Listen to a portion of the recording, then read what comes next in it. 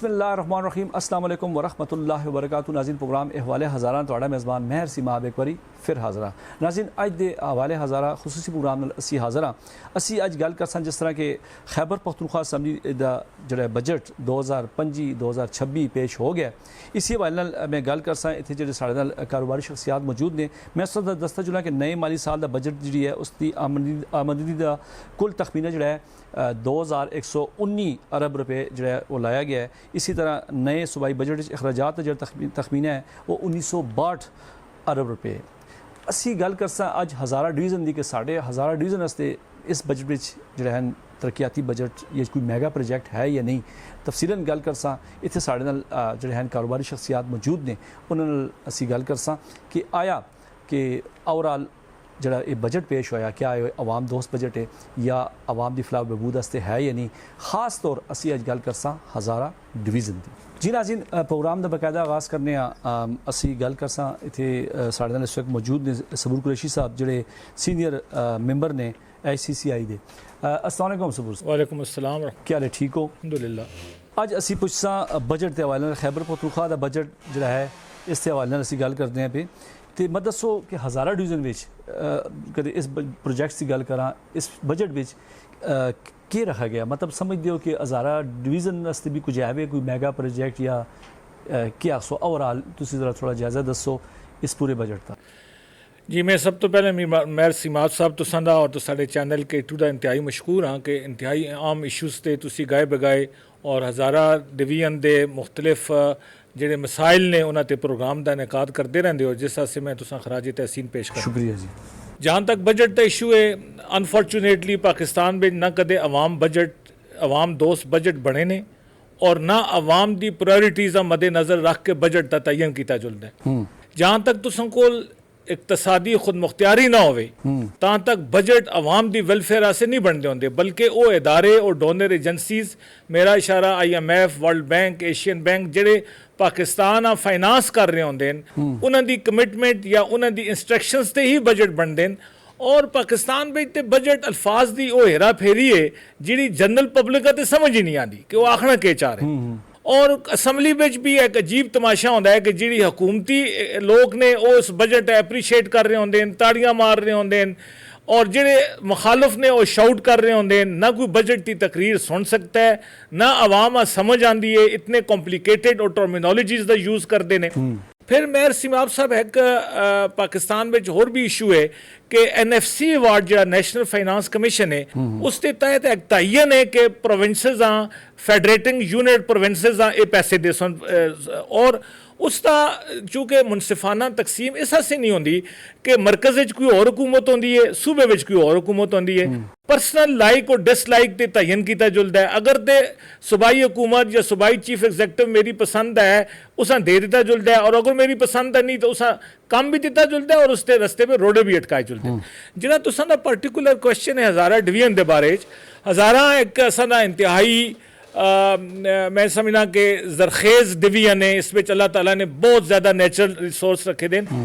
میری مثال اتھے دی فارسٹ ہے اتھے دا ٹورزم ہے اتھے دے ساڑے جڑیاں معدنیات نے او نے اور اج کل جس طرح سیزن ہے تساں پتہ ہی ہے کہ تسی خود کور کرتے رہندے ہو ساڈا گلیات کاغان ناران اتنا ٹورسٹ اور اساں کول جتھے اسی چمبر دی گل کراں تے اساں کول ہزارے دا سب تو بڑا پہلا یا دوسرے نمبر دا انڈسٹریل زون ہے اور ساڈا ہزارے وچ بہت زیادہ ریونیو جنریٹ ہوندا ہے لیکن بہت زیادہ لوگ صرف اور صرف ہزارے بطور پولیٹیکل مقاصد استعمال تے ضرور کرتے ہیں لیکن جسے کو دینے دے ویلا آندا ہے تے بہت سارے انہاں علاقیاں دینے جنہاں کول یا تے پہلے دیتے دے یا انہاں دی ضرورت بھی نہیں.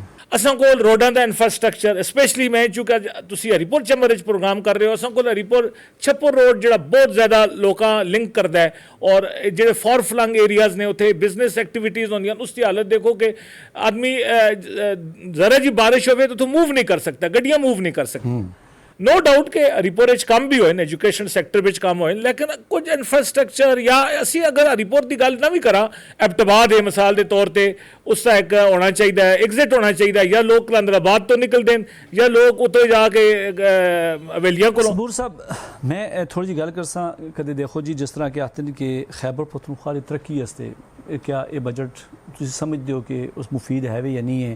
خاص طور ہزارہ ڈویژن کی گل کراں میں تے آخنا کہ خالی نہیں چھوڑا گیا اس وچ کوئی چیز جی مت نظر نہیں آتی کوئی میگا پروجیکٹ کے بارے میں تو سن بالکل متفق ہاں بالکل کوئی ایسا میگا پروجیکٹ جس اسی بطور مثال پیش کر سکاں جی میگا یا جس تے بینیفیشری بہت زیادہ ہون. دیکھو میں سیماب صاحب اگر کوئی چھوٹے پروجیکٹ لگ دیں تو ظاہر ہزارے میں اس وقت 65 لاکھ کی آبادی ہے اور تسی ڈسٹرکٹ تے ڈسٹرکٹ بڑھانے چلے جا رہے ہو لیکن انہیں فیسیلیٹیٹ بھی تو کرنا ہے نا. اگر تسی بنیادی ضروریات نہیں دینے ہو اور تسی جناب ویسے ہی پبلک کو اوبلائج کرنے سے یا پولیٹیکل لیلٹی گین کرنے سے اگر تسی ڈسٹرکٹ بڑھانے چلے جا رہے ہو تو کوئی فائدہ بھی نہیں نا. میں شارٹلی پوچھتا اتنے میں دسو کہ سارے جڑے اتنے متعلقہ عوامی نمائندگان نے ہزارہ ڈویژن کی میں اوورآل گل کراں صوبائی کی گل کرنا کیا آختی ہو جی انہوں نے بجٹ تیاری تو پہلے کچھ انہوں جڑے ہیں نے پورے ہزار کی گل کرنے اسی کوئی تجاویز بھی پیش کی اس میں ماں تو نہیں لگتا کیونکہ دیکھو کدے تجاویز ہو یا کوئی اپنی ایشو دسو کہ بھئی یہ چیزیں ضروری نے اس واسطے اصل ووٹ کی دیے کل ووٹ کے ان کی جس ٹائم کس طریقے اپنے علاقے دوبارہ جو سن کیا یہ عوام اس دوبارہ ووٹ دے سی یا کدے اتنے کوئی بھی منتخب نمائندہ ہے جس طرح تصا ہے چلو ہری پور تے من کے دا جی بالکل اتنے ہری پور بچ کدے موازنہ کرنا سی ہزارہ ڈویژن دی ہری پور دا ضلع بچ کافی کام بہتر ہے تو اس دفعہ تسی کیا آختے ہو باقی جڑا منصیرہ ایبٹ آباد کدی گل کرنے کوہستان دی گل کرنے ہیں بٹاگرام دی گل کرنے الائی ہن جڑا ڈسٹرکٹ بن گیا الائی دی حالات تساں دیکھ کے دے بٹاگرام دی نہیں ٹھیک ہوندے یہ صرف ضلع بننے نال تے نہیں ہوندا نا کہ ضلع بڑھا چھوڑے ہونا ٹھیک ہے لیکن تسی کی سمجھتے ہو کہ اس بجٹ وچ انہاں نمائندگاں نے اپنا حق ادا کیتا ہے کہ ووٹ جس بیس تے کی جڑے وعدے کیتے گئے تقریر تے سنتے رہے ہیں تو کیا آختے ہو اس بارے میں نمائندے جڑے اتنے منتخب نمائندگان نے؟ میں سیماب صاحب تو بھی کافی تجربہ ہو گیا رپورٹ تو ماشاءاللہ بڑی ایکٹیو جرنلزم کر دیو میں بھی جرنلزم دا سٹوڈنٹ ہاں تو میں پارلیمنٹری رپورٹنگ کور کرتا رہا اساں کول بجٹ والے دیہڑے کتاباں تقسیم ہوندیاں سر فائنانس ڈپارٹمنٹ سارا بجٹ بڑھا کے نہ دیندا ہے سیکٹری فائنانس یا انہاں دی جڑی ٹیم ہے بجٹ والے دیہڑے کتاباں آندیاں پڑھنے تو بغیر جڑے لوگ اسا پسند کرتے ہیں حکومتی بینچاں تے بیٹھے تے ہوندے ہیں وہ تاڑیاں مار کے بجٹ تقریر سنتے ہیں اور جڑا فائنانس منسٹر ہے وہ بھی کرنا تے وہ لاندا ہے سپیکر تاکہ شور شرابے دی آواز نہ آوے اور وہی کتاباں اس تو بعد بجٹ سیشن ہوندا ہے گورنمنٹ تے حکومت تے پیسے تے وہ بجٹ سیشن تے کر رہندا ہے انہاں ساریاں مراد ملدیاں رہندیاں یہ اپنی تقریراں کر کے چلے جلدے ہیں اللہ اللہ تے خیر صلاح سارا کچھ بیوروکریسی کر دی ہے. اس کی وجہ یہ کہ اگر تسی یہ آخو کہ انہاں دی تجاویز منگیاں جلدیاں یا ایم این ایز اور ایم پی ایز دی تجاویز تے منو عمل ہوتا ہے میں سمجھنا یہ گل تو ہو سکتی ہے لیکن پریکٹیکلی ایسا کوئی گل بھی نہیں. جی ناظرین تساں سنیاں گلاں صبور قریشی صاحب دی ہن سارے نال موجود نے شہباز محمود صاحب صدر ہری پور chamber of commerce and industries. السلام علیکم. وعلیکم السلام. کیا حال ہے ٹھیک ہو؟ الحمدللہ. تساں صبور صاحب دی گلاں سنیاں تھوڑا جا اور دسو کہ ہزارے اسے اس بجٹ وچ کے تھوڑا جا سٹارٹ تھو کنسا کہ ہزارہ خالی ہے کچھ ہے وے. سب تو پہلے میں شکریہ ادا کرساں مہر سیماب صاحب تساں دا تے K2 TV دا کہ جڑا تساں نے ہری پور چیمبر آف کامرس اس قابل سمجھے کہ آن کے تساں نے بجٹ دے حوالے نال اساں دے ریویوز کہنے پسند کیتے. سر بجٹ دے حوالے نال اگر گل کراں تے صوبائی بجٹ جڑا ہے وے اساں دا آیا اس وچ انفارچونیٹلی ضم شدہ اضلاع اور جڑے بندوبستی علاقے انہاں واسطے تے بار بار مختلف مادے جڑا ہے وہ فنڈس رکھے گئے لیکن اسی ہزارے والے یہ آخساں کہ اساں دی بدقسمتی ہے کہ اساں واسطے کوئی اپروپریٹ فنڈنگ نہیں کیتی گئی کوئی اساں واسطے میگا پروجیکٹ نہیں رکھے گئے. میں تسلسل دے نال اگر گل کراں پہلے ہری پور تو سٹارٹ کراں. ہری پور ایک ہتار انڈسٹریل اسٹیٹ KP دی سب تو وڈی انڈسٹری ہے جیڑی دیندی ہے پی ریونیو صوبے ہیں. اس وجہ تو اس صوبے تو پھر بجلی دے حوالے نال جڑا ہے تربیلا ڈیم وہ کتھے وے وہ ہری پور ہے. لیکن اگر منگلا ڈیم واسطے بجلی جڑا ہے وہ ڈسکاؤنٹڈ انہاں لوکاں دتی جو لگتی ہے تو کیا ہری پور دے لوکاں نہیں دتی جو لگتی اسے ڈسکاؤنٹ دیتا جلے تاکہ اتنے انڈسٹری جڑا ہے وہ فلرش کرے. اسی گیٹ وے تے بیٹھے دے ہیں پنجاب دے اور KP دے. آئیڈیل لوکیشن ہے ہتار انڈسٹریل اسٹیٹ دی انڈسٹریلسٹ واسطے انڈسٹری لانے واسطے لیکن اتنے جڑا ہے اگر یہ ریلیکسیشن دیتی جلے تو میرا خیال ہے کہ بہت سارے لوگ اتوں بھی آ کے پنجاب تو اتنے انڈسٹریز لا سن پروڈکشن ود سی لوگاں میں روزگار مل سی. اس بارے میں کچھ بھی نہیں سوچا گیا. نہ بجلی سستی نہ ہتار اسٹیٹ دی وجہ تو کوئی فیسلٹیز نے. نیکسٹ میں گل کراں اگر اپنے ایبٹ آباد دی ایبٹ آباد سینٹرل پوائنٹ ہے ہزارہ دا ਹਰ ਹਜ਼ਾਰਾਂ ਦੇ ਬੰਦੇ ਦਾ ਉੱਥੇ ਆਣਾ ਜੁਲਣਾ ਲਾਜ਼ਮੀ ਹੈ, ਇਨਐਵਿਟੇਬਲ ਹੈ ਕਿਸੇ ਵੀ ਸਰਕਾਰੀ ਦਫ਼ਤਰ, ਸਕੂਲ, ਕਾਲਜ, ਹਸਪੀਟਲ, ਯੂਨੀਵਰਸਿਟੀ ਦੇ ਹਵਾਲੇ ਨਾਲ। ਹੁਣ ਐਬਟਾਬਾਦ ਜੁਲਨੇ ਵਾਸਤੇ ਜਿਹੜਾ ਰੋਡ ਹੈ ਉਹ ਇਸ ਕਦਰ ਟਾਈਟ ਹੈ ਕਿ ਇਤਨੀ ਦੇਰ ਹੀ ਤੁਸੀਂ ਰਾਵਲਪਿੰਡੀ ਪਹੁੰਚ ਪੈਂਦੇ ਹੋ, ਇਤਨੀ ਦੇਰ ਹੀ ਤੁਸੀਂ ਐਬਟਾਬਾਦ ਪਹੁੰਚਦੇ ਹੋ, ਔਰ ਉਸਾਂ ਕ੍ਰਾਸ ਕਰਨੇ ਵਿੱਚ ਜਿਹੜਾ ਟਾਈਮ ਲੱਗਦਾ ਹੈ। ਉਸ ਵਾਸਤੇ ਕੋਈ ਜਿਹੜਾ ਹੈਵੇ ਫੰਡਿੰਗ ਨਹੀਂ ਰੱਖੀ ਗਈ, ਕੋਈ ਮੈਗਾ ਪ੍ਰੋਜੈਕਟ ਨਹੀਂ ਰੱਖਿਆ ਗਿਆ ਕਿ ਉਸ ਤੇ ਰੋਡ ਦੇ ਨਾਲ ਅਲਟਰਨੇਟ ਕੋਈ ਰੋਡ ਦਿੱਤਾ ਜੁਲੇ ਜਿਸ ਵਜ੍ਹਾ ਤੋਂ ਉਹ ਸ਼ਹਿਰ ਤਰੱਕੀ ਕਰੇ। ਉਲਟਾ ਉਸ ਦੇ ਨਾਲ ਹੁਣ ਜਿਹੜਾ ਹੈਵੇ ਇੱਕ ਨਵੀਂ ਗੱਲ ਪਿਛਲੇ ਦਿਨਾਂ ਵਿੱਚ ਇਹੀ ਕਿ ਉੱਥੇ ਜੀ ਅਸੀਂ ਇੱਕ ਹੋਰ ਟੋਲ ਪਲਾਜ਼ਾ ਹਵੇਲੀਆਂ ਦੇ ਮਕਾਮ ਤੇ ਔਰ ਇੱਕ ਬਿਸੀਆਂ ਦੇ ਮਕਾਮ ਤੇ ਲਾਣੇ ਹਾਂ। ਹਾਲਾਂਕਿ ਇਹ ਹਜ਼ਾਰਾਂ ਦੇ ਬਾਹਰ ਦੇ ਆਣੇ ਵਾਲੇ ਲੋਕਾਂ ਤੇ ਇਤਨਾ ਅਸਰ ਨਹੀਂ ਪਾਣਾ ਜਿਤਨਾ ਹਜ਼ਾਰਾਂ ਦੇ ਅੰਦਰ ਰਹਿਣੇ ਵਾਲੇ ਲੋਕਾਂ ਤੇ ਵੇ ਕਿ ਉਹਨਾਂ ਦੀ ਡੇਲੀ ਮੂਵਮੈਂਟ ਹੈ। ਲੋਕ ਜਿਹੜੇ ਹਰੀਪੁਰ ਤੋਂ ਟ੍ਰਾਂਸਫਰ ਹੋ ਕੇ ਜੁਲਦੇ ਨੇ, ਸਰਕਾਰੀ ਉਹ ਗੈਰ ਸਰਕਾਰੀ, ਇਸੇ ਤਰ੍ਹਾਂ ਸਕੂਲਸ ਵਾਲੇ ਜਿਹੜੇ ਹਰੀਪੁਰ ਤੋਂ ਵਹਿੰਦੇ ਨੇ, ਐਬਟਾਬਾਦ ਤੋਂ ਹਰੀਪੁਰ ਆਉਂਦੇ ਨੇ, ਮਾਨਸੇਰਾ ਤੋਂ ਹਰੀਪੁਰ ਆਉਂਦੇ ਨੇ, ਹਰੀਪੁਰ ਤੋਂ ਮਾਨਸੇਰਾ ਵਹਿੰਦੇ ਨੇ, ਉਹਨਾਂ ਦੇ ਪਾਕਟ ਉੱਤੇ ਕਿਤਨਾ ਲੋਡ ਵੈਸੀ ਉਹ ਕੋਈ ਨਹੀਂ ਸੋਚਦਾ। ਇਸ ਦੇ ਨਾਲ ਹੀ ਗੱਲ ਕਰਨਾ ਅੱਗੇ ਮਾਨਸੇਰਾ।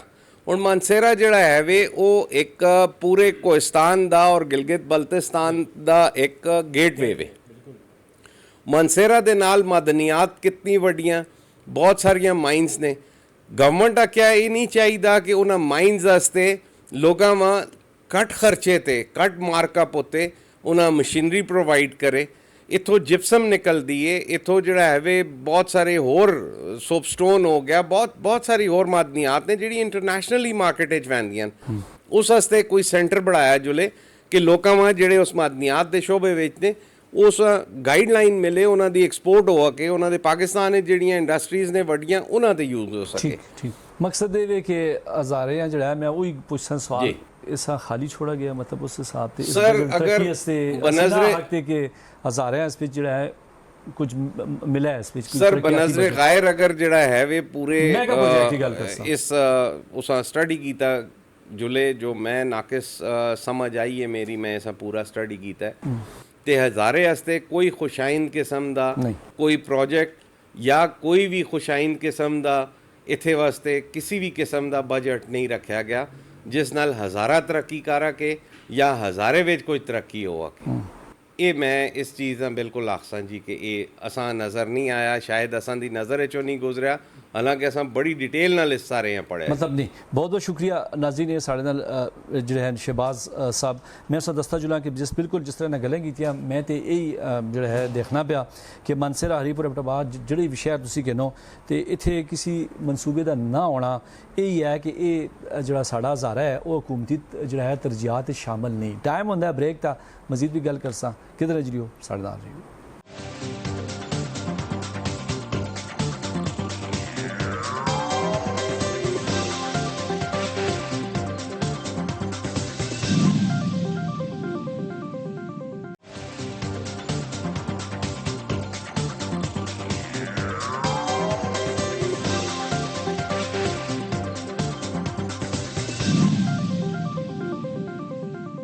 जी नाज़रीन एक बार फिर से प्रोग्राम में खुशामदीद आखने जिस तरह असी गल कर रहे हैं बजट खैबर पख्तूनख्वा सूबाई जड़ा है कि 2025-2026 जिस तखमीना जड़ा है 2119 अरब जो है लगाया गया है।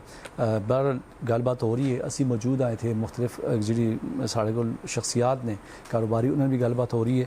साढ़े नाल इस टाइम मौजूद है जी हसन शहबाज जड़ा कारोबारी शख्सियत यंग है ਤੇ ਨੌਜਵਾਨ ਤਬਕੇ ਵਾਸਤੇ ਖਾਸ ਕਰ ਅਸੀਂ ਗੱਲ ਕਰਾਂ ਤਾਲਿਬ ਇਲਮਾਂ ਵਾਸਤੇ ਤੇ ਇਸੇ ਤਰ੍ਹਾਂ ਇਸ ਬਜਟ ਵਿੱਚ ਉਹ ਕਿਸ ਤਰ੍ਹਾਂ ਦੇਖते ਨੇ ਨੌਜਵਾਨ भी आए हैं कारोबारी भी आए हैं गल कर अस्सलाम वालेकुम। वालेकुम सलाम जी, कैसे हैं? मैं कैसे हैं? ठीक है हसन शहबाज। हसन ये बताएं कि चलें आपका इस एज में आप कारोबार भी कर रहे हैं, यंग हैं, ज़ाहिर बात है तालीम के से भी अभी आप वाबस्ते ही होंगे, तो इस बजट में अगर हम बात करें हज़ारा डिवीज़न के लिए तालीम के लिए क्या कुछ समझते हैं, कुछ है? सिर्फ ये नहीं कि किताबें फ्री और ये वो चीज़ें नहीं कि ये होगा वो होगा, आप वो तो आपको पता ही है क्या हालत ज़ाहिर है सूबाई की, क्योंकि बदकिस्मती से हमारे यहाँ पर जो सरकारी जो टीचर्स जो स्कूलों में पढ़ाते हैं, प्रोफेसर पढ़ाते हैं, उनके बच्चे भी प्राइवेट ही पढ़ते हैं, वो हमें कहने की ज़रूरत नहीं है, हम उस बात पे नहीं जा रहे। लेकिन क्या समझते हैं इस बजट में तालीम के लिए कुछ है? हज़ारा डिवीज़न की मैं बात करूँ, देखें पाकिस्तान की पॉपुलेशन जो है वो 60% यूथ पे कंप्राइज करती है, ठीक है। 60% جو ہے وہ یوتھ کے اوپر کمپرائز کرتی ہے.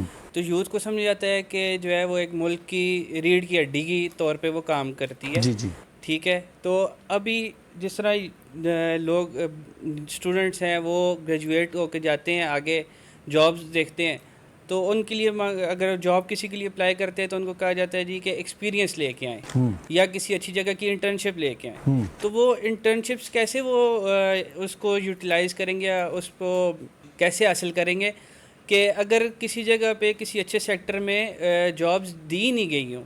گورنمنٹ کو چاہیے تھا کہ وہ یوتھ کے لیے کچھ ایسے اسٹیپس لیتی کہ جابز جو ہے وہ جابز ہوتے, انٹرنشپ پروگرامز ہوتے جس سے یوتھ کو فائدہ ہوتا آگے, تاکہ ان کی اسکل بیٹرمنٹ کے لیے جاتے, جس سے پاکستان کی ترقی میں مدد کی جاتی. مطلب آپ کہنا یہ چاہ رہے ہیں حسن کہ چلیں ایجوکیشن تو ہے ہی ہے لیکن اسکل آج کل جو آپ کا ٹیکنیکل دور ہے, ٹھیک ہے, آئی ٹی, تو اس کے لیے بھی ان کو فوکس کرنا چاہیے تھا, کیونکہ آگے آپ جاتے ہیں آپ سے اب وہ کام ختم ہو گیا کہ کتنی جماعت پاس ہے جی کیا نہیں ہے, ڈگریز نہیں دیکھی جاتی, اب کام کروائے جاتے ہیں. یا چلیں ایک بندے ایجوکیشن کے بعد ضروری نہیں کہ اس کو نوکری تو ہے ہی نہیں ہے. اگر دیکھا جائے اس بجٹ سے نہ ہماری جو بے روزگاری ختم ہو سکتی ہے, نہ ہم لوگوں کی محرومیاں ختم ہو سکتی ہے, نہ مہنگائی ختم ہو سکتی ہے.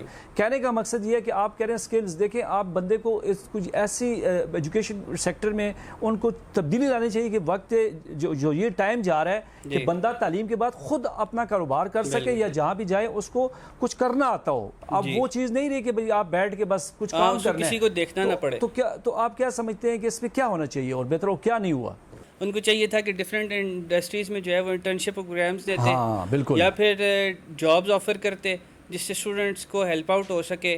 اب دیکھیں جس طرح یہ بجٹ میں آیا ہے, انہوں نے ایجوکیشن سیکٹر میں پہلے ایجوکیشن سیکٹر کا جو فنڈ تھا وہ تھا 61.115 بلین, جس کو ریڈیوس کر کے انہوں نے 39.49 بلین پہ کر دیا.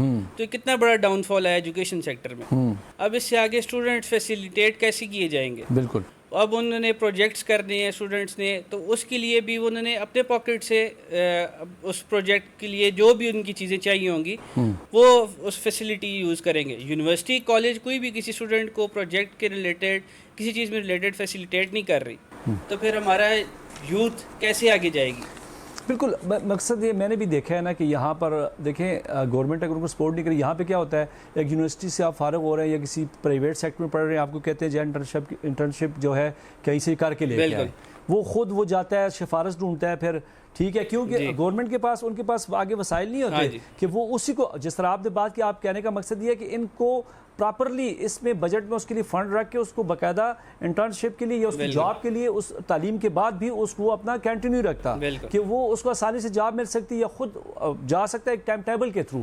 لیکن انہوں نے اس پہ فوکس نہیں کیا, کیونکہ یہاں پر آپ انٹرنشپ کرنے جائیں گے, اگر آپ ایجوکیشن اپنی کمپلیٹ کرتے ہیں چاہے کسی ادارے میں بھی ہے یا کسی اس میں بھی فیلڈ میں بھی آپ ہیں, تو انٹرنشپ کے لیے آپ کو پھر سفارش اور پھر جانا پڑے گا, پھر پتہ نہیں وہ اس معیار کی نہیں ہوتی کیونکہ وہ ٹوٹلی پورا ہوتا ہے, یا جا کے جی انٹرنشپ کی کاغذی بنا کے لے آتے ہیں, یہی کہنا چاہ رہے ہیں. لیکن گورنمنٹ نے اس پر فوکس نہیں کیا, کیونکہ اگر یہ ہوتا تو یہ جو ینگ ہماری یوتھ ہے تو وہ آسانی سے اپنے اس پہ آگے جاب بھی کر سکتے, اسکل ورک میں اپنا صحیح وہ جو ہے سیکھ سکتے. بالکل.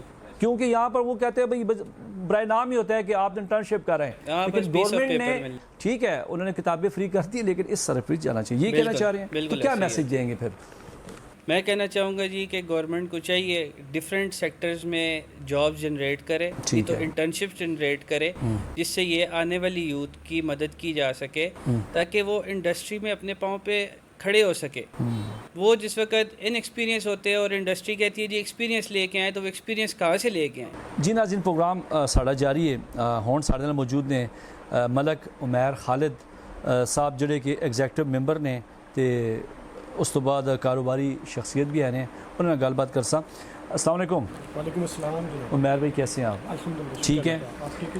عمیر بھائی بجٹ کے حوالے سے میں پوچھوں گا, بتائیں کیا یہ جو بجٹ ہے یہ عوام دوست تاجر دوست بجٹ ہے یا نہیں ہے, یہ بتائیں. اور بزنس کمیونٹی پر اس کا جو ہے کیا اثر پڑے گا, کچھ ہے یا نہیں ہے؟ جس طرح کے ترقیاتی کاموں میں ہم کہتے ہیں جو بات ہوئی کہ خالی یا ہزارہ, تو آپ کیا کہتے ہیں ایز اے جو ہے کاروباری یا یہاں پر جو ہم دیکھیں بزنس کمیونٹی کے لیے اس بجٹ میں کیا ہے؟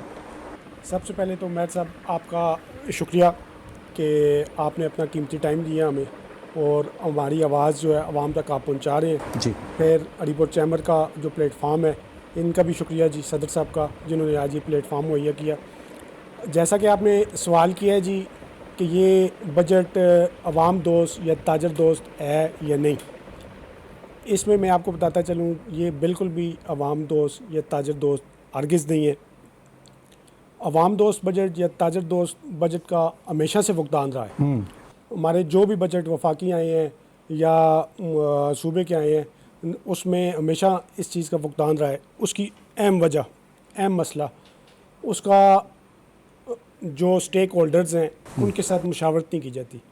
گراؤنڈ ریالٹیز سے ہٹ کے بجٹ کو بنایا جاتا ہے. بالکل. اگر کوئی تجاویز کسی فیڈریشن کی طرف سے، چیمبر کی طرف سے یا اور کے اداروں کی طرف سے جاتی بھی ہیں ان پر عمل درآمد نہیں کیا جاتا. دیکھیں میں عمیر صاحب ایک بات ایڈ کروں گا پھر آپ کی بات میں سنتا ہوں. یہاں پر مجھے تو یہی لگا کہ ہمارے جو منتخب نمائندگان ہیں ہزارہ ڈویژن سے، میں پورے ہزارے کی بات کر رہا ہوں، تو یہاں پر بھی جو ہے ان کی تجاویز انہوں نے نہیں دی ہوں گی کہ بھئی ہمارے علاقے میں یہ مسئلے ہیں، ان کے لیے یہ پیسے رکھے جائیں. اگر ہم بات کرتے ہیں دیکھیں پورے ہزارہ میں ہری پور کی بغیر بجٹ کے بھی یہاں پر ترقیاتی اگر پچھلے سالوں کی ہم بات کریں کافی کام ہوئے ہمارے. لیکن اور عالم دیکھیں تو ہمارے جو منتخب نمائندگان ہیں تجاویز آپ سے جس طرح آپ نے کہا مشاورت ہونی چاہیے کمیونٹی سے، تاجر کمیونٹی سے، جو بھی بزنس کمیونٹی سے، ان جس شعبے میں آپ کام کر رہے ہیں اس شعبے میں آپ کو تجاویز دینی چاہیے تھی. ٹھیک ہے، تو کیا کہیں گے اس میں؟ دیکھیں نا بات وہی آ گئی جس ٹائم گراؤنڈ ریالٹیز کو نہیں دیکھا جاتا، تجاویز نہیں لی جاتی اسٹیک ہولڈر سے، وہ پھر بجٹ میں ایک یہ جو بجٹ آیا یہ تو تھا ہی IMF کا ایک پلندہ تھا. ٹھیک ہے، ان کی طرف سے ایک ہمارے اوپر تھوپا گیا. جیسا کہ آپ نے بات کی ہے کہ ہمارے عوامی نمائندگان جو ہیں ان کو چاہیے تھا وہ تجاویز پیش کرتے. بالکل ان کا کام، ان کو ہم نے حکومت میں بھیجا ہے، ایوان میں بھیجا ہے. ان کا کام تھا جو ٹیکس لگنے ہیں جو نہیں لگنے انہوں نے عوام کی ریلیف کا خیال کرنا ہے. انہوں نے عوام سے مشاورت کر کے آگے ٹیکس بنانے والی بالکل دیکھیں صوبائی جو ہماری حکومت بنتی ہے تو وہ یہیں سے منتخب ہو کے جاتے ہیں. بالکل ایسے ہی، اس میں کوئی شک نہیں. تو کیا کہیں گے اگر میں بات کروں بے روزگاری کس طرح ختم ہو سکتی ہے اگر اس میں کچھ بھی نہیں ہے؟ اس کے ساتھ ساتھ اگر ہم بات کریں اس بجٹ میں عام عوام پر کیا اثر ہوگا پھر؟ دیکھیں اس میں SME سیکٹر کو بالکل اگنور کیا گیا ہے اس بجٹ میں. SME سیکٹر پاکستان کا وہ سیکٹر ہے جو پاکستان میں ایک ریڑھ کی حیثیت رکھتا ہے. ٹھیک ہے، جس کے اوپر ٹیکس کی بھرمار کی گئی ہے اور اس کو کسی قسم کا کوئی ریلیف نہیں دیا گیا. اصل جو امپلائمنٹ جنریٹ کرنی ہے وہ SME سیکٹر نے کرنی ہے. گورنمنٹ کے پاس تو پہلے جو امپلائیز ہیں وہ زیادہ ہیں. ٹھیک ہے، جو امپلائمنٹ جنریٹ کرنی ہے وہ جو ہے پرائیویٹ سیکٹر نے کرنی ہے، SME سیکٹر نے کرنی ہے. اس کو کسی قسم کا ریلیف نہیں دیا گیا. پھر اس کے بعد کاسٹ آف ڈوئنگ بزنس جو ہے وہ اتنے زیادہ ہو گئے ہیں ہم جو ہے ایکسپورٹ کو کمپیٹ نہیں کر سکتے. یہ ڈائریکٹ اثر جو ہے عوام کے اوپر ہے. اسی کے ساتھ جو پٹرول کے اوپر کاربن لیوی پہلے 2.5% تھی اب 5% کر دی گئی ہے، وہ ایک عام بندے کے اوپر بھی اس کا اثر آئے گا. عام بندے کے اوپر کس طرح آئے گا؟ جو پیٹرول کے اوپر جو ہے وہ رکشہ چلاتا ہے، جو بائک چلاتا ہے، جو گاڑی چلاتا ہے، جو بھی پہیہ چلتا ہے ہمارا پیٹرول سے چلتا ہے، وہ سب چیزیں جو ہیں وہ اس وجہ سے ڈسٹرب ہوں گی اور یہ ڈائریکٹ اثر جو ہے وہ عوام کے اوپر پڑے گا. اچھا عمیر آپ نے بات کی اگر آپ دیکھیں اگر یہ ٹیکس نہیں وصول ہوتے ہوں گے تو حکومت کیسے چلے گی؟ آپ کہتے ہیں اس پہ لگ گیا ٹیکس. ہم عوام دیکھیں عام عوام کی بھی یہی کہتی ہے ٹیکس لگ رہے ہیں، ٹیکس لگ رہے ہیں. ٹیکس تو لگنا ضروری ہے، ٹیکس نہیں لگیں گے تو حکومت کیسے چلے گی؟ یہ اخراجات کہاں سے آئیں گے؟ مہر بھائی آپ نے یہ کوشچن بہت اچھا اور بہت اہم سوال کیا ہے جو ہمارے حکمرانوں کو یا FBR کو یا جو باقی متعلقہ ادارے ہیں جس کے اوپر وہ ورکنگ نہیں کرتے. ہمارے ٹیکس نیٹ کو بڑھایا نہیں جاتا. جو آلریڈی ٹیکس نیٹ کے اندر ٹیکس گزار ہیں ان کے اوپر مزید دن بدن ٹیکس لگائے جاتے ہیں. ان کے گرد مزید ٹیکس جو ہے وہ ان کے گرد شکنجہ ٹائٹ کیا جاتا ہے، ان سے ٹیکس وصول کیے جاتے ہیں، جس وجہ سے ایک نیا بندہ، ایک نیا کاروباری بندہ ٹیکس نیٹ میں آنے سے گریز کرتا ہے. عوام دوست یا تاجر دوست پالیسی بنائی جاتی ہیں لیکن ان کے اوپر عمل درآمد نہیں کیا جاتا، جس وجہ سے جو ہے وہ کوئی نیا بندہ ٹیکس کے اندر شامل ہی نہیں ہوتا. اس کی وجہ جیسا کہ ابھی ریسنٹلی اس بجٹ کے بعد، وفاقی بجٹ کے بعد ایک فائنانس بل پیش کیا گیا جس کی شک میں 37AA میں FBR کے آفیسرز کو جو بھی ٹیکس کا ناانتقان ہوگا یا اس کی جو بھی کمپلین ہوگی اس کو گرفتار کرنے تک کے اختیارات اس کو تجویز کر دیے گئے ہیں. تو اس میں بھی تمام چیمبرز جو ہیں وہ آواز اٹھا رہے ہیں. اس طرح ہری پور چیمبر بھی جو ہے وہ آواز اٹھاتا ہے کہ بھئی یہ اتنے اختیارات نہ دیے جائیں. اگر آپ نے ٹیکس لینا ہے تو ٹیکس نیٹ کو آپ بڑھائیں جس سے حکومت بھی چلے اور عوام کو بھی ریلیف. جی ناظرین ساڈے نال موجود نے جواد طارق جنجوعہ جڑے کہ چیئرمین نے جی ٹی روڈ ہری پور دے. السلام علیکم.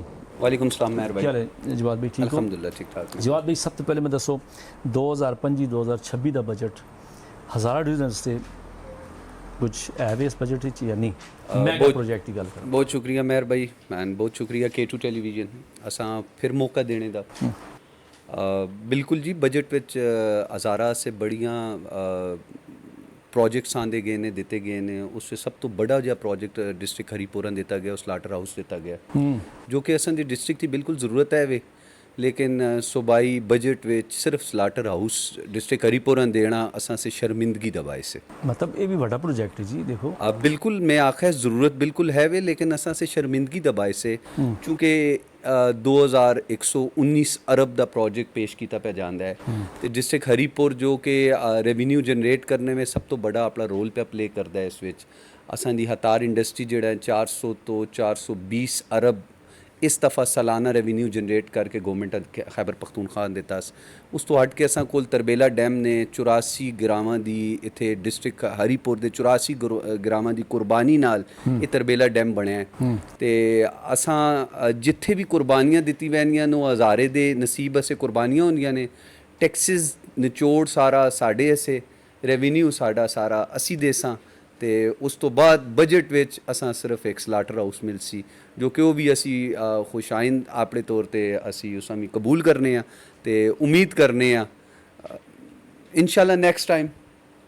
مقصد ہزارہ ڈویژن اس بجٹ سے کیا تو مسلسل نظر انداز کیتا گیا؟ بالکل جی 2024-25 کا جڑا بجٹ پیش کیتا گیا ہے اس وچ بھی اساں ہزارہ نظر انداز کیتا گیا ہے تے ہن 2025-26 کا جڑا بجٹ پیش کیتا گیا ہے اس وچ بھی اساں نظر انداز کیتا گیا ہے جو کہ اساں کول قیادت خان برادران دی موجود ہے. اساں دے تھے PTI دے وننگ ساڈے خان برادرز نے انہوں نے پرسنلی اپنے ایفرٹس نال ڈسٹرکٹ ہری پور سے بہت کچھ کیتا ہے. دیکھو جواد بھائی بالکل یہ تھی چلو ہو گیا. میں دیکھو گل کرساں خیبر پختونخوا دی مکمل اس بجٹ پہ تسی کیا سمجھتے ہو کہ ترقی اس وچ ممکن ہے وے جس طریقے انہوں نے تقسیم کی تھی یا کدے اسی دیکھو مانسہرے دی گل کرنے ایبٹآباد دی گل کرنے کافی وڈے وڈے ناں اس ہزارہ ڈویژن بچ اس اسمبلی بیٹھے دے ساری صوبائی اسمبلی بچ لیکن انہوں نے کہ سمجھتے ہو کوئی تجاویز نہیں دے سکے یا اپنے جڑے ساڈا ہزارہ ڈویژن ہے اس ریپرزینٹ نہیں کر سکے. کی وجہ سر میں اپنی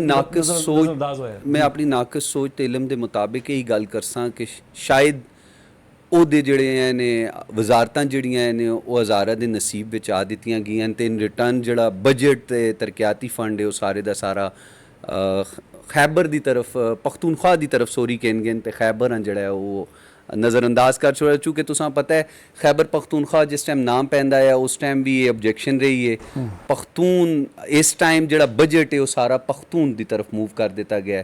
ساڈے ناردن خیبر جتنا اساں دا ہزارہ ڈویژن ہے ایبٹآباد مانسہرہ ہری پور بٹگرام جتنا اساں دا ہزارہ ڈویژن ہے اس ٹائم لوارساں والی گل بالکل چھوڑ دیتا. جواد ہزارہ ڈویژن کی اسی گل کرنے ہیں جڑا تعلیمی لحاظ نال جڑا ہے سب تو اگے وے مطلب دیکھا جو خیبر پختونخوا ٹھیک ہے جی بڑی تعداد محنت کش ساڈی بیرون ملک بھی آئے ہوئے. یہ صرف اسی اور اسی گل کرنے ہیں صحت کی گل کرنے اور گلاں تے کرنے ہیں جڑے کہ باہروں جڑا ہے ملکی معاشیت بڑا حصہ پاندے نے پر اس کے باوجود بھی فراموش کرنا سراسر زیادتی نہیں؟ سر بالکل اساں تساں یہ گل آخی ہے زیادتی تے نہیں ظلم ہے. ہزارہ دی عوام ہوتے ظلم ہے. جس قسم دا ریونیو اسی جنریٹ کر رہے ہیں تے جس قسم دی اسی امیداں رکھنے ہیں جس طرح اساں دے سپیکر خیبر پختونخوا اس ٹائم مانسہرہ تو بلانگ کردے نے. اساں کول سیاحت دی وزارت بھی ہزارہ ڈویژن کول ہے وے CNW دی وزارت ڈسٹرکٹ ہری پور میں موجود ہے. اس طریقے نال میں تساں آکھساں بالکل وزارتاں اساں کول موجود نے لیکن فنڈ ڈسٹریبیوٹ کرنا بجٹ ڈسٹریبیوٹ کرنا تو اسے ہزارہ نظر انداز کرنا اساں سے شرم دا مقام ہے. میں اساں دے سفر ہوندے رہندے نے جڑا مین آتے نے ٹریڈ اگر چلدی ہے تے روڈز ہوندے نے تے ٹریڈ چلدی ہے. ਰੋਡ ਦੀ ਜਿੱਥੇ ਤੱਕ ਗੱਲ ਕਰਾਂ ਤੇ ਐਬਟਾਬਾਦ ਦਰ ਮੂਵ ਕਰਨੇ ਆ, ਸ਼ਹਿਰ ਦੇ ਰੋਡ ਸਾਰੇ ਜਿਹੜੇ ਨੇ ਉਹ ਡੈਮੇਜ ਨੇ, ਸਾਰੇ ਰੋਡ ਮਾਨਸੇਰਾ ਦੇ ਰੋਡ ਡੈਮੇਜ ਨੇ। ਬਾਕੀ ਉਤਾਂ ਕਾਫੀ ਜ਼ਿਆਦਾ ਜਿਹੜੇ ਹਜ਼ਾਰਾ ਡਿਵੀਜ਼ਨ ਵਿੱਚ ਅਸਾਂ ਕੋਲ ਮਾਨਸੇਰਾ ਤੋਂ ਉੱਤੇ ਬਟਗਰਾਮ ਤੇ ਜਿਹੜੇ ਡਿਵੀਜ਼ਨ ਲੱਗਦੇ ਨੇ ਉਸ ਵਿੱਚ ਬੇਸਿਕ ਸਰਵਿਸਿਜ਼ ਵੀ ਨਹੀਂ, ਜਿਸ ਤੁਸੀਂ ਆ ਸਕਦੇ ਹੋ ਹੈਲਥ ਦੀ ਸਰਵਿਸ ਵਿੱਚ ਹਸਪੀਟਲਸ ਨਹੀਂ ਉੱਥੇ, BHQs ਉੱਥੇ ਨਹੀਂ, ਯੂਨੀਵਰਸਿਟੀਜ਼ ਨਹੀਂ, IT ਦੇ ਕੋਈ ਸੈਕਟਰਸ ਨਹੀਂ, ਟੈਕਨੀਕਲ ਤੁਸਾਂ ਕੋਲ ਜਿਤਨੇ ਇੰਸਟੀਟਿਊਟਸ ਨੇ ਕੋਈ ਉੱਥੇ ਨਹੀਂ। ਬਿਲਕੁਲ ਇਹਨਾਂ ਚੀਜ਼ਾਂ ਤੋਂ ਅਸਾਂ ਦੂਰ ਰੱਖਿਆ ਪਿਆ ਵੈਂਦਾ ਹੈ। ਅਸਾਂ ਦੀ ਆਵਾਮ ਲਿਟਰੇਸੀ ਰੇਟ ਵੀ ਹਾਈ ਹੈ, ਲੇਕਿਨ ਉਹ ਆਪਣੇ ਡਿਸਟ੍ਰਿਕਟ ਵਿੱਚ ਐਜੂਕੇਸ਼ਨ ਹਾਸਲ ਨਹੀਂ ਕਰ ਰੱਖਦੀ। ਇਸ ਡਿਸਟ੍ਰਿਕਟ ਤੋਂ ਮੂਵ ਔਨ ਹੋ ਕੇ ਪੰਜਾਬ ਦਰ ਮੂਵ ਔਨ ਹੋ ਕੇ ਉਹ ਆਪਣੀ ਐਜੂਕੇਸ਼ਨ ਹਾਸਲ ਕਰਦੀ ਹੈ, ਆਪਣੀ ਹਾਇਰ ਐਜੂਕੇਸ਼ਨ ਅਸੇ ਜਾਂ ਐਬਰੋਡ ਦੀ ਤਰਫ ਮੂਵ ਕਰਦੀ ਹੈ ਜਾਂ ਫਿਰ ਪੰਜਾਬ ਜਾਂ ਸਿੰਧ ਦੀ ਤਰਫ ਵਾਸਤੇ ਮੂਵ। ਕਿ ਆਖਰ ਵਿੱਚ ਤੁਸੀਂ ਮੈਸੇਜ ਦੱਸੋ ਸਾਡੇ ਮੁੰਤਖਬ ਨੁਮਾਇੰਦਗਾਨ ਜਿਹੜੇ ਹਜ਼ਾਰਾ ਡਿਵੀਜ਼ਨ ਹਰ ਜ਼ਿਲ੍ਹੇ ਵਿੱਚੋਂ ਨੇ ਤੇ ਉਹਨਾਂ ਨੇ ਆਪਣੀ ਜਿਹੜੀ ਸਾਡੀ ਇੱਥੇ ਤਜਾਵੀਜ਼ ਨਾ ਪੇਸ਼ ਕਰ ਸਕੇ, ਮੈਂ ਤੇ ਇਹੀ ਸਮਝਣਾ ਕਮਜ਼ੋਰੀ ਸਮਝਣਾ, ਕੀ ਮੈਸੇਜ ਹੈ ਉਹਨਾਂ ਵਾਸਤੇ? ਮਹਿਰ ਭਾਈ ਡਿਸਟ੍ਰਿਕਟ ਵਾਈਜ਼ ਅਗਰ ਗੱਲ ਕਰਾਂ ਤੇ ਡਿਸਟ੍ਰਿਕਟ ਹਰੀਪੁਰ ਵਿੱਚ ਕੰਮ ਬਹੁਤ ਸਾਰੇ ਹੋਏ ਦੇ ਨੇ। ਓਵਰਆਲ ਅਗਰ ਮੈਂ ਗੱਲ ਕਰਾਂ ਤੇ ਮੈਂ ਤੁਸਾਂ ਹੀ ਆਖਿਆ ਕਿ ਸਪੀਕਰ ਕੌਮੀ ਸੂਬਾਈ ਅਸੈਂਬਲੀ ਵੀ ਅਸਾਂ ਦੇ ਹਜ਼ਾਰਾ ਤੋਂ ਬਿਲੋਂਗ ਕਰਦੇ ਨੇ, CNW ਦੇ ਵਜ਼ੀਰ ਵੀ ਸਾਡੇ, ਸਿਆਹਤ ਅਸਾਂ ਕੋਲ ਹੁਣ ਰੈਵਨਿਊ ਜਨਰੇਟ ਕਰਨੇ ਅਸੇ ਅਸਾਂ ਨਾਰਦਰਨ ਏਰੀਆ ਜਾਂ ਸਿਆਹਤ ਬਹੁਤ ਜ਼ਿਆਦਾ ਏਰੀਆ ਰੋਲ ਪਲੇ ਅਸਾਂ ਦਾ ਕਰ ਰਿਹਾ ਹੁੰਦਾ ਹੈ। ਮਾਦਨੀਆਤ ਅਸਾਂ ਕੋਲ ਨੇ, ਸੋਪਸਟੋਨ ਅਸਾਂ ਕੋਲ ਨੇ, ਗ੍ਰੇਨਾਈਟ ਅਸਾਂ ਕੋਲ ਨੇ, ਇਹ ਸਾਰੀਆਂ ਫਾਸਫੇਟ ਅਸਾਂ ਕੋਲ ਨੇ, ਸਾਰੀਆਂ ਚੀਜ਼ਾਂ ਇੱਥੋਂ ਹੀ ਨਿਕਲ ਰਹੀਆਂ ਨੇ। ਉਸ ਦੇ ਬਾਵਜੂਦ ਵੀ ਇਤਨਾ ਰੈਵਨਿਊ ਜਨਰੇਟ ਕਰਨੇ ਦੇ ਬਾਵਜੂਦ ਵੀ ਅਸਾਂ ਕੁਝ ਨਾ ਮਿਲਣਾ ਅਸਾਂ ਸੇ ਵਾਕਈ ਸ਼ਰਮਿੰਦਗੀ ਦਾ ਮਕਾਮ ਹੈ। ਤੇ ਬਾਕੀ ਆਪਣੇ ਮੁੰਤਖਬ ਨੁਮਾਇੰਦਗਾਨ ਨਾਲ ਅਸੀਂ ਉਮੀਦ ਹੀ ਰੱਖ ਰੱਖਦੇ ਹਾਂ ਕਿ ਨੈਕਸਟ ਬਜਟ ਵਿੱਚ ਜਾਂ ਇਸ ਬਜਟ ਵਿੱਚ ਹੀ ਕਾਫੀ ਜ਼ਿਆਦਾ ਫੰਡ ਐਸਾ ਪੇਦ ਹੈ ਜਿਹੜਾ ਤਰੱਕਿਆਤੀ ਫੰਡ ਕੱਢਿਆ ਗਿਆ ਹੈ, ਜਾਂ ਫਿਰ ਇਸ ਤਰ੍ਹਾਂ ਬਹੁਤ ਸਾਰਾ ਫੰਡ ਅਸਾਂ ਦਾ ਐਜੂਕੇਸ਼ਨ ਤਾਲੀਮ ਵਗੈਰਾ ਤੇ ਕੱਢਿਆ ਗਿਆ ਹੈ। ਬਹੁਤ ਬਹੁਤ ਸ਼ੁਕਰੀਆ ਜਵਾਦ ਤਾਰਕ। ਬਿਲਕੁਲ ਨਾਜ਼ਰੀਨ, ਜਿਸ ਤਰ੍ਹਾਂ ਮੈਂ ਦੱਸਦਾ ਜਿਹੜਾ ਔਰ ਜਿਹੜੀ ਅਸਾਂ ਗੱਲ ਕੀਤੀ ਪ੍ਰੋਗਰਾਮ ਵਿੱਚ, ਮੈਂ ਤੇ ਇਹ ਸਮਝਣਾ ਕਿ ਜਿਸ ਤਰ੍ਹਾਂ ਨਾਰਾ ਜਿਹੜਾ ਹੈ ਸਾਡੀ ਤਹਿਰੀਕ ਇਨਸਾਫ ਦੀ ਹਕੂਮਤ ਹਰ ਸਾਲ ਲਾਂਦੀ ਹੈ, ਅਸੀਂ ਸੂਬਾਈ ਦੀ ਖੈਬਰ ਪਖਤੂਨਖਵਾ ਦੀ ਗੱਲ ਕਰਨੇ ਆ, ਇਹ ਬਜਟ ਜਿਹੜਾ ਹੈ ਚੰਦ ਮਖਸੂਸ ਇਲਾਕਿਆਂ ਵਾਸਤੇ ਜਿਹੜਾ ਨਵਾਜ਼ਣੇ ਵਾਸਤੇ ਜਿਹੜਾ ਮੈਂ ਸਮਝਣਾ ਕਿ ਅਸਾਂ बढ़ाया ਗਿਆ ਹੈ ਤੇ ਹਜ਼ਾਰਾ ਡਿਵੀਜ਼ਨ ਮੁਕੰਮਲ ਜਿਹੜਾ ਹੈ ਨਜ਼ਰਅੰਦਾਜ਼ ਕੀਤਾ ਗਿਆ। ਜਿਹੜੀ ਗੱਲਾਂ ਅਸਾਂ ਸੁਣੀਆਂ ਅੱਜ, ਇਸ ਤਰ੍ਹਾਂ ਆਵਾਮ ਦਾ ਫਲਾਈ ਬਜਟ ਅਸੀਂ ਨਾ ਆਖ ਸਕਦੇ। ਤੇ ਇਸ ਤੋਂ ਇਲਾਵਾ ਇਹ ਬਜਟ ਜਿਹੜਾ ਹੈ ਜਿਸ ਤਰ੍ਹਾਂ ਮੈਂ ਮਹਿਸੂਸ ਕੀਤਾ, ਜਿਹੜੀ ਮੈਂ ਗੱਲਾਂ ਸੁਣੀਆਂ ਕਿ ਇੱਕ ਸਿਆਸੀ ਦਸਤਾਵੇਜ਼ ਜਿਹੜਾ ਹੈ ਬਣ ਚੁੱਕਾ ਹੈ, ਜਿਸ ਵਿੱਚ ਜਿਹੜਾ ਤਰੱਕੀ ਦਾ ਮਿਆਰ ਸਿਰਫ ਸਿਆਸੀ ਵਾਬਸਤਗੀ ਤੇ ਉਸ ਤੋਂ ਬਾਅਦ ਵੋਟ ਬੈਂਕ ਦੇ ਮੁਤਾਬਕ ਹੀ ਬਣਾਇਆ ਗਿਆ ਹੈ। ਤੇ ਬਾਕੀ ਜਿਸ ਤਰ੍ਹਾਂ ਕਿ ਇਲੈਕਸ਼ਨ ਆਸਨ ਇਹ ਨੁਮਾਇੰਦਗਾਨ ਸਭ ਕੋਲ ਆਸਨ ਤੁਸੀਂ ਨਾ ਪੁੱਛੋ ਤੇ ਬਸ ਹਮੇਸ਼ਾ ਮੈਂ ਤੇ ਜਿਹੜਾ ਦੇਖਣਾ ਪਿਆ ਜਾਂ ਇਸ ਅਵਾਮੀ ਰਾਏ ਦੀ ਮੈਂ ਗੱਲ ਕਰਨਾ ਕਿ ਬਿਲਕੁਲ ਆਵਾਮ ਵੀ ਚਾਹੀਦਾ ਕਿ ਤੁਸੀਂ ਆਪਣੇ ਨੁਮਾਇੰਦਗਾਨ ਮੁੰਤਖਬ ਕਰਦੇ ਹੋ ਤੇ ਬਿਲਕੁਲ ਸੋਚ ਸਮਝ ਕੇ ਕਰੋ ਕਿ ਤਾਂ ਕਿ ਇਹ ਹਾਲਾਤ ਨਾ ਪੈਦਾ ਹੋਣ ਕਿ ਸਾਡਾ ਹਜ਼ਾਰਾ ਡਿਵੀਜ਼ਨ ਜਿਹੜਾ ਹੈ ਉਹ ਜਿਹੜਾ ਹੈ ਮੁਸਲਸਲ ਨਜ਼ਰਅੰਦਾਜ਼ ਹੁੰਦਾ ਹੈ। ਇसी ਨਾਲ ਸਾਡੇ ਜਿਹੜਾ ਹੈ ਪ੍ਰੋਗਰਾਮ ਦਾ ਟਾਈਮ ਖਤਮ ਹੋ ਰਿਹਾ। ਅਗਲੇ ਪ੍ਰੋਗਰਾਮ ਨਾਲ ਫਿਰ ਹਾਜ਼ਰ ਹੋਸਾਂ। ਆਪਣੇ ਮੇਜ਼ਬਾਨ ਮੈਂ ਅਰਸੀ ਮਾਹਬਤ ਇਜਾਜ਼ਤ ਤੋਂ ਦੁआ याद रखो। सोने वाले